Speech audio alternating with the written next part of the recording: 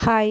இன்னைக்கு நம்ம ஜெர்மனில mail boxes பத்தி பார்க்கலாம். வீட்டுக்கு வீடு வாசப்படி இருக்க மாரி, ஜெர்மனில எல்லார் வீட்டு வாசல்லையும் இந்த மெயில் பாக்ஸஸ் இருக்கும். ஜெர்மனில மோஸ்ட்லி கம்யூனிகேஷன் வந்து லெட்டர் வழியா தான் இருக்கும். ஜெர்மனிக்கு புதுசா வரவங்க, இங்கேயே ஒரு சிட்டிலருந்து இன்னொரு சிட்டிக்கு சேஞ்ச் ஆகி போறவங்க வந்து ஃபர்ஸ்ட்ல சிட்டி ரெஜிஸ்ட்ரேஷன் ஒண்ணு பண்ணுவாங்க. அது ரிலேட்டடான டாக்குமெண்ட்ஸ் எல்லாமே லெட்டர் வழியா தான் அனுப்புவாங்க. Insurance, blue card, visa, resident permit இது ரிலேட்டடான documents, internet bill, telephone bill, electricity bill இது மட்டும் இல்ல, முக்கியமா மெடிக்கல் பில் இது எல்லாமே லெட்டர் வழியா தான் வரும். ஸோ இங்க டெய்லி மெயில் பாக்ஸை செக் பண்ணிக்கிட்டே இருக்கணும். இங்க ஜெர்மனில ஒரு அபார்ட்மெண்ட்ல இருக்க ஒவ்வொரு வீட்டுக்கும் தனியா நம்பர், டோர் நம்பர் எதுவுமே இருக்காது.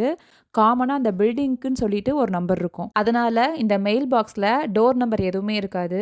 அந்த வீட்டில் இருக்கவங்களுடைய ஃபர்ஸ்ட் நேமும் லாஸ்ட் நேமும் தான் இருக்கும். எல்லார் வீட்டுக்கும் செப்பரேட்டா மெயில் பாக்ஸ் லாக்கோட இருக்கும். சண்டே அண்ட் பப்ளிக் ஹாலிடேஸ்க்கு போஸ்ட் டெலிவரி பண்ண மாட்டாங்க. ஜெர்மனி பத்தி இன்னும் இன்ட்ரெஸ்டிங்கான இன்ஃபர்மேஷன் தெரிஞ்சுக்க நிலா டேல்ஸை சப்ஸ்கிரைப் பண்ணுங்க. பாய்.